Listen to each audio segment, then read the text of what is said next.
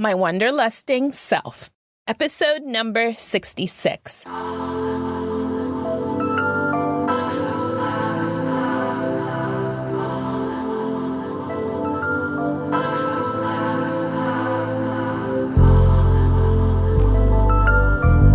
Hey peeps, it's that time of the week for Nina's Keep It 100 moment.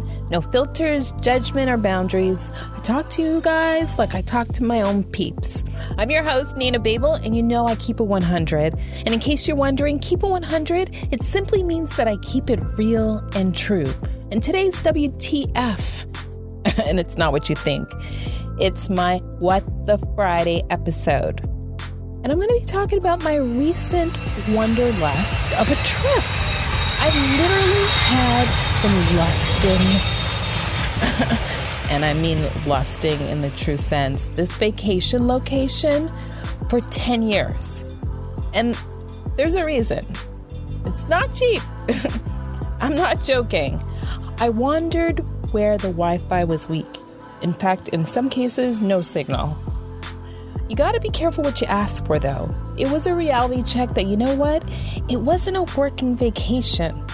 It felt more like a forced vacation. You know, I was forced to enjoy myself, relax, if there is even such a thing, which isn't bad. But nevertheless, the end result is I am a new, renewed person. Seriously. Totally new from head to toe. I don't know where that person that left over a week and a half ago is, but she certainly isn't here talking to you guys right now. This is the first year in like 10 where I only took one vacation. And you know what? It killed me. It not just killed me, it fucking killed me. It killed my spirit, my mental, my motivation. If I can go back to my regular scheduled program, I would be traveling every 3 months. It's my therapy. I know, and I've told you guys, if you've been listening and following me from the beginning, this is my sacrifice here. But I am going to have to learn to switch around which things and in which order and which priority that I'm going to sacrifice in 2017. Because if it means that I can feel the way I'm feeling on a regular basis, then it's worth it. It's worth it. Life is too short and the world, frankly, is too wide. And I don't see vacation as a luxury like some other folks do. I was born to wanderlust. And I'd rather fill my life with adventures than a living room of furniture, or a closet full of shoes, or a closet full of gadgets. So this was my 27th country that I've visited in the world. So that's pretty a good milestone, don't you think?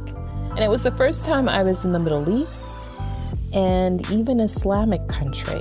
So that was an experience in itself, right? All right, so like I was halfway across the world, people, like literally halfway across the world.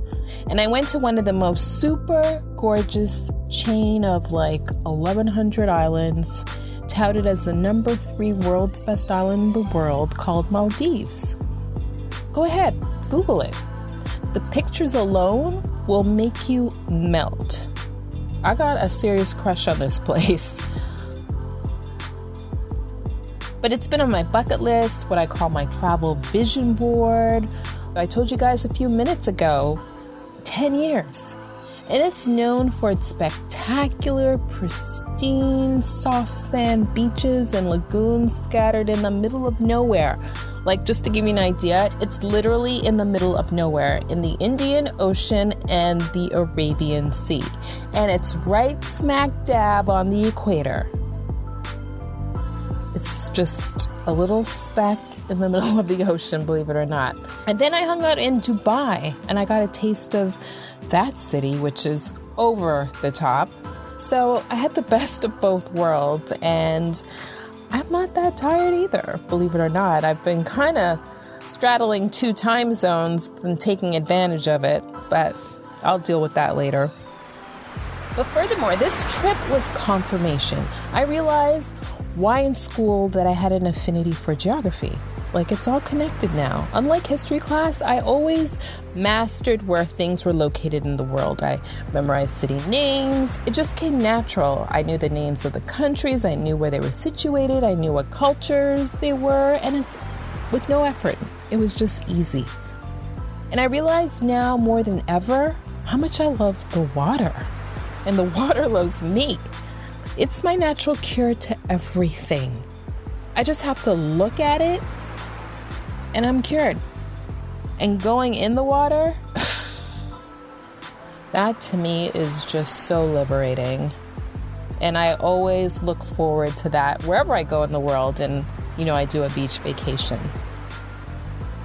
It flatlines the stress, the anxiety, the tension, and erases any situation that you've left behind from your brain's memory. And you know why this was a luxurious vacation? Because the greatest luxury is being free.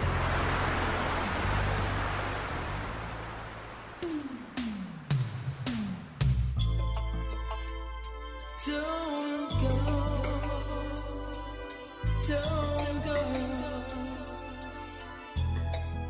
I am literally, again, not the same person. Having seen the moon shine over my head on the other side of the world, I realized I craved this whole trip thing so deeply that it made my body physically ache from missing the whole wanderlusting thing, traveling.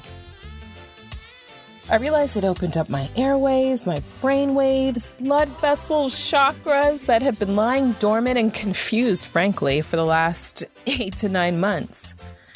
And if you do truly love to do something, then being faithful to that something is so easy. We get caught up, right? Priorities change, especially when you're a full-time entrepreneur. You're constantly working around the clock and you're shuffling the deck of good and bad. That comes with the territory. But I guess I'll end with this. I think the lessons learned for me was always take the scenic route in life. I've already bookmarked my trips for 2017, so I'm ahead of the game. But if you were meant to stay in one place, you'd have roots instead of feet. So don't live the same year in 2017 and call it a life. That's my Keep It 100 moment for this week. So enjoy your Friday, people, and as well as the weekend. And we will link next Tuesday for another episode of the Keep It 100 Girl podcast. That's my reel. Peace. Smooches too. Don't be a bad girl, but